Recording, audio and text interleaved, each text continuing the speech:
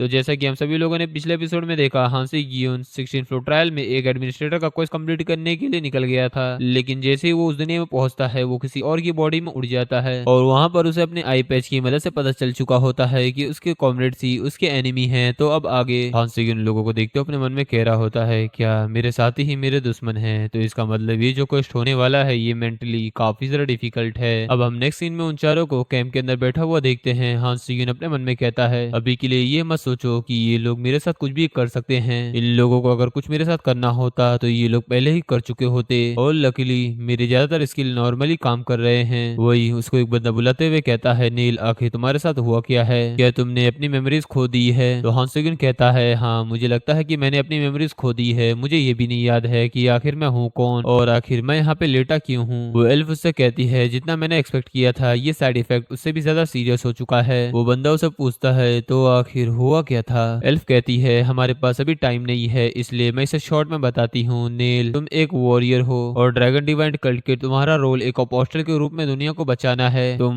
मतलब कि हम सभी लोग एक एडवेंचर पे गए थे द ग्रेट डीमन किंग को हराने के लिए, लेकिन उससे फाइट करते समय तुम काफी ज्यादा इंजर्ड हो गए थे। तो इसलिए शायद ऐसा लगता है कि तुमने अपनी मेमोरीज को खो दिया है। और वो डीमन किंग डीमन गॉड को सर्व करता है और वो प्लानिंग कर रहा है कि वो डीमन गॉड को इस दुनिया में मैनिफेस्ट कर सके और अगर ऐसा हो गया तो ये हमारी दुनिया का अंत है। ये सुनकर हांसुगिन कहता है, इसका मतलब जो अभी डीमन किंग को मार सकता है वो गॉड की ब्लेसिंग वाला बंदा कोई और नहीं बल्कि मैं हूँ और इस वजह से मैं जो कि अभी अच्छी सिचुएशन में नहीं हूँ उसे इस एडवेंचर में पार्टिसिपेट करने के लिए मजबूर कर दिया गया है। तो ऐसा लगता है कि वो वॉरियर सिर्फ मैं ही हूँ और जब तक कि मैं डीमन किंग तक नहीं पहुंच पाता मुझे यहाँ पर हर तरीके के एनिमी का सामना करना पड़ेगा। तो इस टाइम के अंदर तक मुझे जितनी एबिलिटीज हो सके उतनी एबिलिटीज को रिकवर करना पड़ेगा। फिर वो लोग कहते हैं, अब जबकि तुम जाग चुके हो और सबसे इम्पोर्टेंट बात हमने तुम्हें बता दिया है तो चलो हम लोग डिमोनिक रेलम की तरफ चलते हैं। आगे बढ़ते बढ़ते हम लोग तुम्हें सब कुछ बता देंगे। नील, और वैसे नील तुमने कहा था कि तुमने अपनी मेमोरीज को खो दिया है ना? हांसुगिन कहता है, हाँ। तो फिर क्या तुम्हें मेरा नाम याद है? हांसुगिन कहता है, हाँ, उस फाइट के साइड इफेक्ट की वजह से मुझे याद नहीं है कि आखिर तुम कौन हो। ये सुनकर वो एक राहत की सांस लेता है। वो उससे बोलता है, मेरा नाम एलन निक्स है, मुझे तुम एलन बुला सकते हो और जिस तरीके से तुम मुझसे बात कर रहे हो ये काफी अजीब है, तो तुम ऐसे बात करना बंद करो। वही दूसरा बंदा उसके बाजू वाला कहता है, ऐसा इसलिए हो सकता है क्योंकि तुमने अपनी सारी की सारी मेमोरीज को खो दिया है, लेकिन तुम पहले के कंपैरिजन में बहुत ही ज्यादा शांत हो चुके हो।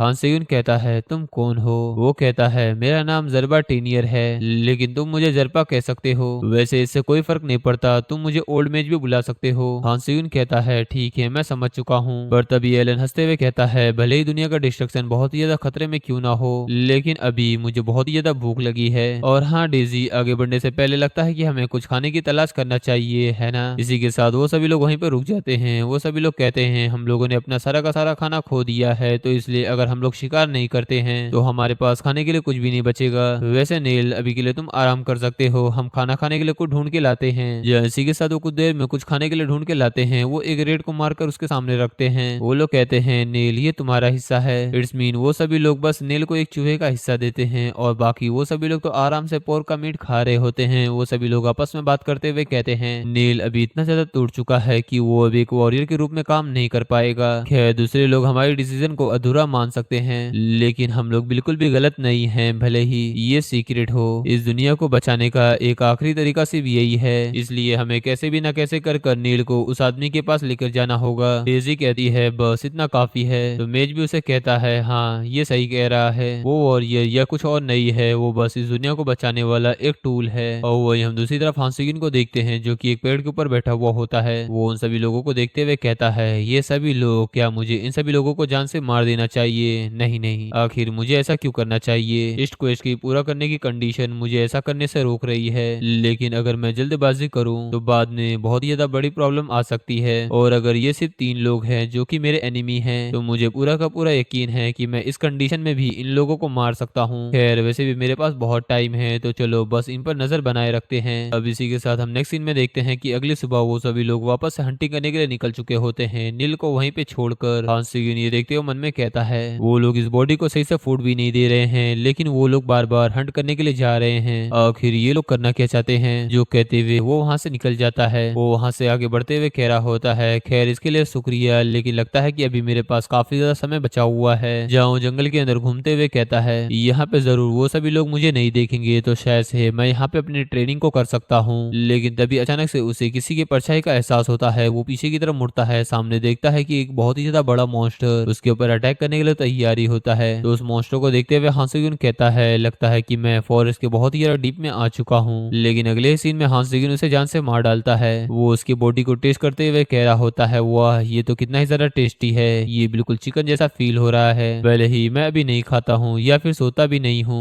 लेकिन जब मेरी बॉडी इस फिजिकल एक्टिविटीज में आती है तब मुझे कोई भी प्रॉब्लम नहीं होती है। लेकिन कुछ दिनों से चूहे का मांस सिर्फ खाना ये मेरे लिए काफी ज्यादा डिस्गस्टिंग हो चुका है। और हाँ, ये सिर्फ खाने की बात नहीं है, वो लोग रात भर बर्तन को फोड़ते रहते हैं ताकि मैं सो ना पाऊँ। वो सो कॉल्ड कलीग वो बहुत ही ज्यादा इमेच्योर बिहेव करते हैं, लेकिन अब मैं इसे और ज्यादा स्टैंड नहीं कर सकता। जो कहते वो काफी सीरियसली आगे बढ़ रहा होता है। खैर लगता है कि अब मुझे इन्वेट करना होगा। फिर वो अपनी एसन ब्लेड स्किल को एक्टिवेट करता है ताकि वो अपने आप को हील कर सके। फिर इसी के साथ वो वापस से अपने साथियों के पास पहुंच जाता है, जहाँ पर वो सभी लोग उसका इंतजार कर रहे होते हैं। हान सिगिन वहाँ पे आते हुए कहता है, मैं तो बस वॉक करने के लिए गया था और ऐसा लगता है कि तुम लोगों का हंटिंग बहुत ही जल्दी खत्म हो चुका है। तो डेजी अपनी जगह से उठते हुए कहती है, नील तुम्हारी हालत बिल्कुल भी ठीक नहीं है और इस तरीके से अकेले घूमना ये बिल्कुल भी ठीक नहीं है। तो ये सुनकर हान सिगिन अपने मन में कहता है, तुम्हें शायद ये बात परेशान कर रही है, लेकिन मैंने तुम्हारे कंट्रोल के रेंज को पहले ही छोड़ दिया है। वो उन लोगों से कहता है, पिछले कुछ दिनों से बिस्तर पे पड़े रहने के बाद मुझे बहुत ही ज्यादा घुटन महसूस हो रही थी, तो इसलिए बस मैं टहलने के लिए आगे बढ़ गया। लेकिन तभी अचानक से ओल्ड मेज का हाथ कांपने लग जाता है। वो अपना हाथ बढ़ाते हुए कह रहा होता है, रुको, आखिर तुम्हारी बॉडी इतनी जल्दी, आखिर तुम्हारी बॉडी कैसे रिकवर हो गई, आखिर ऐसा कैसे हो सकता है। हां सिगिन कहता है, कुछ दिनों तक आराम करने के बाद मैं अचानक बेहतर हो गया। लेकिन हाँ, ये कितना ज्यादा इंटरेस्टिंग है ना। मुझे लगता है कि आपने पहले मुझसे कुछ ऐसा कहा था कि आप कोई हीलर टाइप मेज नहीं है ना। तो आखिर आपने तुरंत मेरी बॉडी के अंदर इन सभी चीजों को कैसे सेंस कर लिए, बिल्कुल एक हीलर की तरह। ये सुनकर तो ओल्ड में थोड़ा सा घबराने लगता है, लेकिन तभी बीच में एलन आते हुए उससे कहता है, बस बहुत यूजलेस बातें बहुत हो चुकी है, हम लोग डीमन किंग के बहुत ज्यादा करीब आ चुके हैं, तो इसलिए हमें जल्दी से यहाँ से निकलना होगा। इसी के साथ अब वो लोग वापस से फिर से अपने कैरेज में बैठ जाते हैं, जहाँ पे ओल्ड मेज कहता है, नील क्या तुम्हारी मेमोरीज वापस आ गई है। हान कहता है, नहीं अभी तक तो नहीं आई है। साथ ही वो अपने मन में कहता है, मेरे पास पहले की कोई भी मेमोरी नहीं है, लेकिन मुझे पता है कि तुम सभी लोग मेरे एनिमी हो। लेकिन तभी अचानक से उनका कैरेज हिलने लगता है। सामने जो घोड़ा था जो कि आगे बढ़ रहा था, वो अचानक से बहुत ही ज्यादा जोर जोर से चिल्लाने लगता है। जहाँ पे वो चारों वहाँ पे उतरते हुए सामने की ओर देखते हैं, जहाँ उन सभी लोगों को बताया जाता है कि वो सभी लोग demonic qi field environment demonic realm में पहुंच चुके हैं, और जितना ज्यादा तुम डिमोनिक क्यूआई रेलम के अंदर रहोगे उतनी ही तेजी से तुम्हारी मेंटल हेल्थ एग्जॉस्ट होते रहेगी। ये देखकर एलन कहता है, अब हम लोग डिमोनिक रेलम के अंदर एंटर कर रहे हैं। डेजी हंसी के उनसे कहती है, नील हम लोग कैरेज का यूज करके आगे नहीं निकल सकते हैं। नील मैं माफी मांगती हूँ, लेकिन अब हम तुम्हें और आगे ले जा नहीं सकते हैं। हंसिगुन कहता है, नहीं।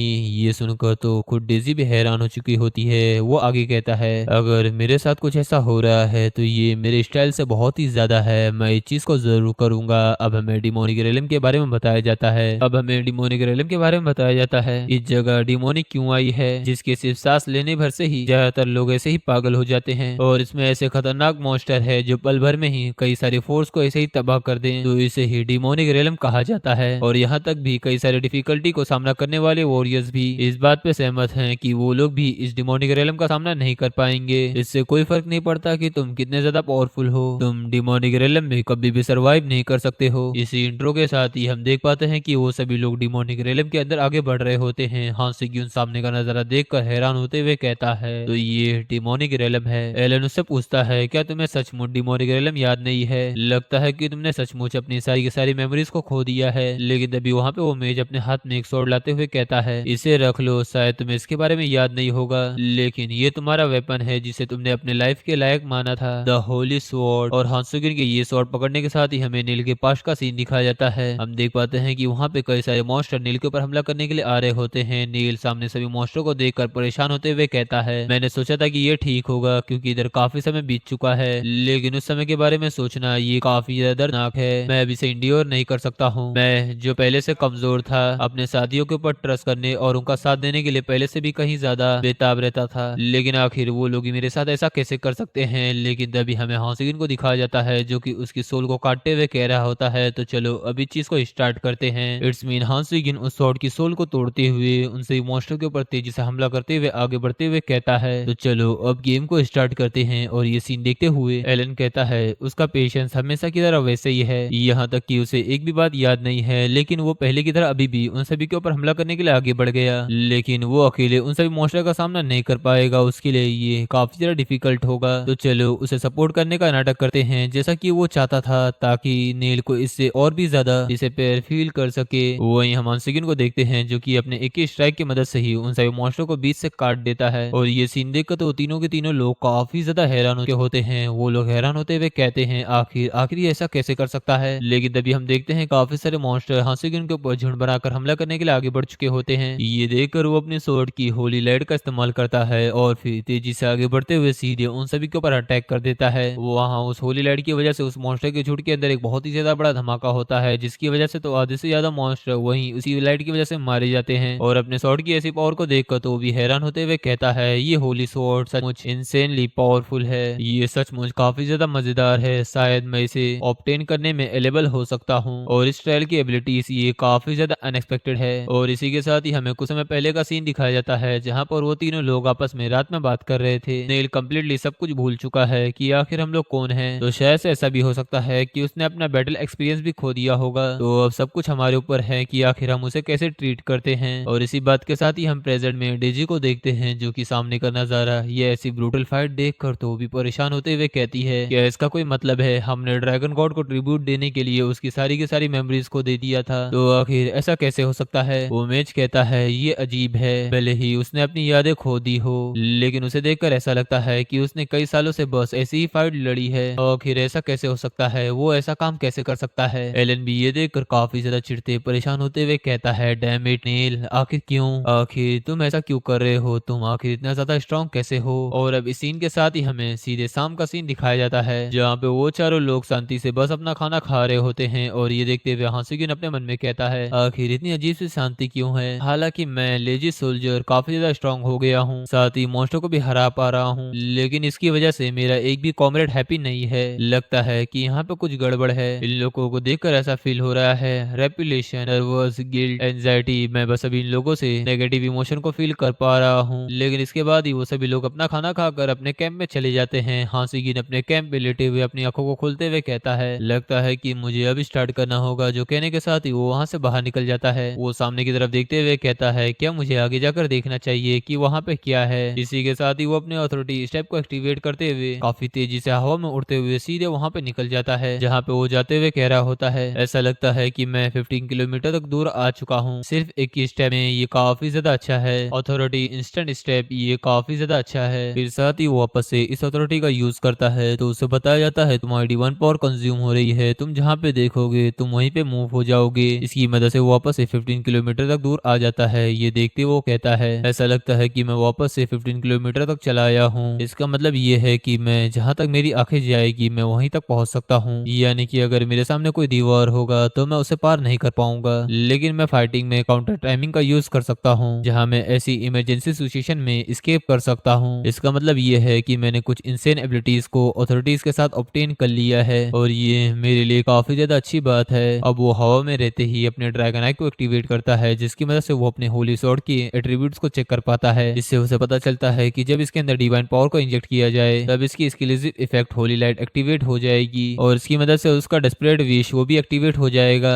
इसकी मदद से डीमन और मॉन्स्टर के बीच एक्सक्लूसिव इफेक्ट पनिशमेंट भी एक्टिवेट हो जाएगा। उस स्वॉर्ड के बारे में जानते हुए कहता है ये डिवाइन स्वॉर्ड डेफिनेटली इसके पास एक्सक्लूसिव इफेक्ट है, लेकिन फिर भी ये बेसिकली लिमिटेड पीरियड आइटम है, इसका यूज बस 16 फ्लोर तक किया जा सकता है। तो खैर मुझे सबसे पहले स्वॉर्ड सेंस का यूज कर लेना चाहिए ताकि मैं डिवाइन स्वॉर्ड एबिलिटीज को ऑब्जर्व कर सकूं। और इसी के साथ ही वो अपना हाथ काटते हुए truth Sikar of blood skill को एक्टिवेट करता है, जहां उसके नीचे जितने भी सारे मॉन्स्टर होते हैं तुरंत ही अपने ब्लड की मदद से सीधे उन सभी के ऊपर अटैक कर देता है। उन सभी मॉन्स्टर को तो पता ही नहीं है कि उन सभी की मौत उनके ऊपर बैठी हुई होती है, अगले सेकंड वो सभी मॉन्स्टर वहीं पर मारे जाते हैं। फिर इसके बाद वो सीधे जमीन पे लैंड करता है और अपने होली स्वॉर्ड को एक पेड़ के ऊपर गाड़ देता है, फिर अपनी दूसरी स्वॉर्ड को समन करता है और ये स्वॉर्ड बोरोविंग हेवन स्वॉर्ड होती है, उसकी स्किल को वो एक्टिवेट कर देता है। वो अपनी बोरोविंग हेवन स्वॉर्ड को देखते हुए कहता है इस डिवाइन स्वॉर्ड के पास 3 एक्सक्लूसिव इफेक्ट हैं और ये स्वॉर्ड सेंस 2 स्किल को ऑब्जर्व कर सकती है, तो इसलिए मुझे सबसे ज्यादा बेस्ट एबिलिटीज को चूज करना होगा। तो वो अपने स्वॉर्ड सेंस स्किल को एक्टिवेट करते हुए होली लाइट और साथ ही पनिशमेंट लाइट दोनों को ही ऑब्जर्व कर लेता है, यानी कि वो उस होली लाइट से उन दोनों एट्रीब्यूट्स को चुरा लेता है, यानी कि उस होली स्वॉर्ड के अंदर अब वो 2 एबिलिटीज रहेंगे पाएंगे ही नहीं। उन दोनों स्किल को ऑब्जर्व करने के साथ ही वो अपनी स्वॉर्ड को वापस भेज देता है। साथ ही वो अपने मन में कहता है, हालांकि ये शर्म की बात है कि मैंने स्वॉर्ड सेंस जैसी प्रीसियस एबिलिटीज को इतनी ज्यादा रशली यूज किया है। डिवाइन स्वॉर्ड एबिलिटीज को खोना ये शर्म की बात है, स्पेशली होली लाइट। लेकिन ये मेरे लिए काफी अच्छी बात है कि मुझे ये चीजें मिल चुकी है। खैर, होली लाइट की पावर ये फुल्ली चार्ज काउंटर सील से भी ज्यादा स्ट्रॉन्ग बन सकती है और इसके लिए काउंटर सील जैसा टाइम भी नहीं लगेगा, इसे तुरंत इस्तेमाल किया जा सकता है। ये कहते हुए उस होली लाइट स्किल को एक्टिवेट कर देता है और आगे बोलता है, अब जबकि मैंने इस होली लाइट स्किल को ऑब्जर्व कर लिया है तो मैं डिवाइन स्वॉर्ड के बिना भी इस चीज का यूज कर सकता हूँ। ये कहते हुए वो अपने हाथ की मदद से होली लाइट स्किल को एक्टिवेट करता है, लेकिन तभी अचानक से वहाँ पे एक बहुत ही जोरदार धमाका होता है। हांसेगिन को हम देख पाते हैं उस धमाके के अंदर वो अपने एशियन ब्लड से अपने आप को वापस से हील कर लेता है। वो परेशान होते हुए कहता है, आखिर मेरे साथ ये क्या हो रहा है, मैं सही से इसकी डायरेक्शन और एक्सप्लोजन को कंट्रोल नहीं कर पा रहा हूँ। लेकिन तभी वो अपने सामने देखता है जो कि कई सारे मॉन्स्टर उसे ही घूर रहे होते हैं। उन लोगों को देखते हुए कहता है, ये सभी कमीने। तो ये देखकर वो अपनी होली स्वॉर्ड को निकालकर अपनी होली लाइट को यूज करते हुए सीधे उन सभी के ऊपर अटैक कर देता है। लेकिन ये देखकर वो काफी ज्यादा हैरान हो चुका होता है क्योंकि वो होली लाइट बड़ी आसानी से उन सभी के ऊपर काम कर रहा होता है। ये देखकर वो अपने मन में कहता है, डिवाइन स्वॉर्ड से मैं काफी अच्छी तरीके से इसका यूज कर पा रहा हूँ, आखिर ऐसा क्यों हो रहा है। लेकिन तभी उसे कुछ समझ में आता है, रुको, अगर मैं मैजिक पावर में इस चीज का यूज नहीं करता, सिर्फ डिवाइन पावर में ही इस चीज का यूज करूँ तो आखिर क्या होगा। जो कहने के साथ ही वो अपनी होली लाइट को वापस एक्टिवेट करता है, लेकिन इस बार वो अपनी डिवाइन पावर की वजह से इस चीज को बड़ी आसानी से कंट्रोल कर पा रहा होता है। वो अपनी होली लाइट की मदद से उन सभी लोगों को बड़ी आसानी से मार देता है। ये देखते वो कहता है, अब मैं काफी अच्छी तरीके से इस चीज का यूज कर सकता हूँ। कहने के साथ ही वो अपनी होली लाइट का फुल पावर का यूज करता है। अब सीन चेंज होता है, हम एलन को देखते हैं जो कि शांति से पौधों के ऊपर पानी डाल रहा होता है। लेकिन तभी अचानक से उसके पीछे एक हल्की सी आवाज आती है। जहाँ वो अपने पीछे देखता है, लेकिन पीछे का नजारा देखकर तो उसकी काफी ज्यादा फट चुकी होती है क्योंकि सामने एक बहुत ही ज्यादा बड़ा अटैक होता है, जो कि देखकर तो वो काफी ज्यादा हैरान हो चुका होता है। और वो यमहांसुगिन की तरफ का सीन देखते हैं जहाँ पे उसके आजू बाजू की चारों जगह पूरी तरह से डिस्ट्रॉय हो चुकी होती है। वहाँ पे एक भी पेड़ों का नामो निशान नहीं दिख रहा होता है। इसको देखते वो कह रहा होता है, ये एबिलिटी तो सचमुच काफी ज्यादा इंसेन है। साथ ही उसकी वजह से उसे काफी सारे अचीवमेंट भी मिलते हैं और इस चीज की वजह से उसे एक स्पेशल अथॉरिटी ड्रैगनाइजेशन ऑब्टेन होती है। ये देखकर वो काफी ज्यादा कंफ्यूज होता है। सिस्टम उसे कहता है, ड्रैगन गॉड ने चैलेंजर हांसेगिन के एग्जिस्टेंस को सेंस किया है और वो हांसेगिन के अचीवमेंट को देख रहे हैं। साथ ही वो हांसेगिन के ऊपर काफी ज्यादा इंटरेस्टेड हैं और वो ड्रैगन गॉड चैलेंजर हांसेगिन को अपनी डिसेबलशिप को ऑफर किया है। हांसेगिन कहता है, मैं इसको रिफ्यूज करता हूँ। लेकिन वो ड्रैगन गॉड फिर से हांसेगिन को वापस से डिसेबलशिप का ऑफर करता है, लेकिन हांसेगिन वापस से बिना देखे उस चीज को रिफ्यूज कर देता है। लेकिन वो ड्रैगन फिर से उसे ऑफर करता है, लेकिन हांसेगिन वापस से उसे रिफ्यूज कर देता है। लेकिन वो ड्रैगन लगातार बार बार उस चीज को ऑफर करते जा रहा होता है। ये देखकर वो परेशान होते हुए कहता है, मुझे लगता है कि मैं किसी ऐसे अनोइंग डेटी से मिल चुका हूँ जो कि काफी ज्यादा परेशान करने वाला है। और अब इसी के साथ ही सुबह का सीन दिखाया जाता है जहाँ पे चारों लोग सामने बैठे हुए होते हैं, जहाँ पे अब भी सभी लोग काफी ज्यादा शांत होते हैं। हांसेगिन अपने मन में कहता है, द ड्रैगन गॉड 16 फ्लोर के प्लॉट के बीच में एक डेटी जो कि वर्ल्ड को प्रोटेक्ट करता है, लेकिन मेरे लिए जिसने पहले ही सभी गॉड्स से अपनी जान का खतरा महसूस किया, अगर मैं इसे ईमानदारी से कहूँ तो मेरी इंप्रेशन उनके लिए अच्छी नहीं है। दुनिया को बचाने वाले हीरो से मिलने के बाद मुझे ये पसंद नहीं है कि वो कभी भी हीरो को इनफ पावर नहीं देते हैं और यही वजह है कि मैंने डिवाइन स्वॉर्ड की एक्सक्लूसिव विश को एक्टिवेट नहीं किया, इसलिए मैं उनकी नजर में नहीं आ पाऊंगा और मैं उन कामों से बचने की पूरी कोशिश करूंगा जो कि मुझे उनके पास लेकर जाए। और वही हम देख पाते हैं कि वो ड्रैगन गॉड उसे बार बार ऑफरिंग कर रहा होता है कि वो उसका डिसाइपल बन जाए। ये देखते वो अपने मन में कहता है, लेकिन यहाँ मैं फिर से एक डेटी के साथ फंस चुका हूँ और ये मुझे बार बार परेशान कर रहा है। तभी सिस्टम उससे कहता है, ड्रैगन गॉड ये पूछ रहे हैं कि एक वर्थलेस क्रिएचर उसके डिसाइपलशिप को आखिर क्यों रिजेक्ट कर रहा है। ये सुनते वो कह रहा होता है, क्या ये गॉड कोई सेल्समैन है या फिर कुछ और, आखिर ये करना क्या चाहता है। लेकिन वो ड्रैगन गॉड अभी भी नहीं रुकता, वो लगातार अपने डिसाइपलशिप को भेजते जा रहा होता है। साथ ही उसे बार बार वो कुछ ना कुछ तो बोलते जा रहा होता है। लेकिन तभी सिस्टम उससे कहता है, आयरन ब्लड मोनार्च कॉन्ट्रैक्टर के इमोबल पर कन्विंस होती है, इसकी वजह से उसे काफी ज्यादा अच्छा महसूस होता है। और व्हाइट क्रेन स्वॉर्ड मास्टर भी ये चीज देखकर तो उसे काफी ज्यादा प्राउड महसूस हो रहा होता है और बाकी सारे एडमिनिस्ट्रेटर भी ये चीज देखकर उसे काफी ज्यादा कुछ कह रहे होते हैं। लेकिन तभी एलन कहता है, वैसे मुझे लगता है कि पास ही में कोई हाई लेवल डीमन ट्रेनिंग कर रहा है, क्योंकि मैंने माउंटेन की ओर से एक बहुत ही ज्यादा बड़ी लाइट की वेव को निकलते हुए देखा था। जो कहते हुए नेल हांसेगिन की तरफ देख रहा होता है। हांसेगिन कहता है, तुम बस चीजों को इमेजिन कर रहे हो और कुछ नहीं। नेल कहता है, नहीं नहीं, मैंने सचमुच ये चीज को देखा था। हांसेगिन कहता है, नहीं, तुम बस इमेजिन कर रहे हो। तभी मेज कहता है, मैंने भी मैजिक टावर पे एक पेपर को देखा था जिसमें कहा गया था कि डिमोनिक युवाएं की वजह से डीमन रेलम के आसपास बहुत सारी अजीब घटनाएं घटती है वैसे डिमोनिक रेलम क्यूआई के अंदर होने की वजह से ऐसे फिनोनिमा ये सभी चीजें देखना ये तो बस नॉर्मल सी बात है। डेजी भी कहती है हाँ लॉजिकली ऐसी कोई पॉसिबिलिटीज भी नहीं है, एक हायर लेवल वाला डीमन इस तरह की ऐसी रात भर ट्रेनिंग कर रहा होगा। अब इसी के साथ ही हम कुछ समय बाद का सीन देखते हैं जहाँ पे हांसिगिन उन सारे के सारे मॉन्स्टर को मार रहा होता है। वो कह रहा होता है हालांकि ये बार बार होने वाली फाइट ये काफी ज्यादा बोरिंग लग रही है और मैं इस प्रोसेस में कई सारी एबिलिटीज का यूज कर सकता हूँ, तो सच में मैं अब इस फाइट से बोर होने लगा हूँ। इसी के साथ ही वो अपने सेवियर ऑफ द एंड को एक्टिवेट करता है, साथ ही सल्वेशन इफेक्ट को एक्टिवेट करता है जहाँ पे वो कहता है स्कोप और सल्वेशन इफेक्ट की वजह से। तो चलो अब देखते हैं कि ये सेवियर ऑफ द एंड ये कितना दूर जाता है और मुझसे मिली हुई ये सभी नई चीजें मैं कुछ ना कुछ तो इनसे सीख सकता हूँ। और ऐसा लगता है कि सल्वेशन आमतौर पर तब एक्टिवेट होती है जब तुम अपने किसी कमजोर इंसान को बचाते हो, या ऐसे ही करते करते हो काफी सारे मॉन्स्टर को मार चुका होता है। अब हमें कुछ घंटे या कुछ समय बाद का सीन दिखाया जाता है जहाँ ओमन में कहता है सब कुछ बिल्कुल ही एकदम स्मूथली चल रहा है और मेरे साथियों के पास कॉम्बैट के तौर पर कोई भी सामान नहीं था।